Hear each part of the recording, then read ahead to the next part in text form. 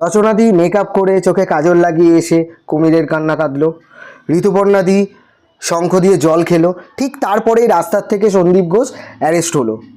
সব কিছুর একটা শুভ লক্ষণ আছে, ভালো লক্ষণ আছে, মানুষ সেটা বোঝে না। আমাদের পশ্চিমবাংলা এমন একটা রাজ্য যেখানে 10 লক্ষ টাকা দিয়ে একটা রক্তে মাংসে গড়া নারীর যে ধর্ষিতা, যার ওপর প্রচণ্ড অত্যাচার হয়েছে, অত্যাচার করে যাকে মারা হয়েছে তাকে কিনে নেওয়ার চেষ্টা হয়, আর 85,000 টাকা দিয়ে দুর্গা মায়ের প্রাণ প্রতিষ্ঠা করার জন্য প্রতিটা ক্লাবকে দেওয়া হয়। সারদা হাউজিং কমপ্লেক্স আর হচ্ছে উত্তরপাড়া শক্তি সংঘ তাদের 85,000 টাকা করে প্রত্যাখ্যান করেছে, নেবে না বলেছে।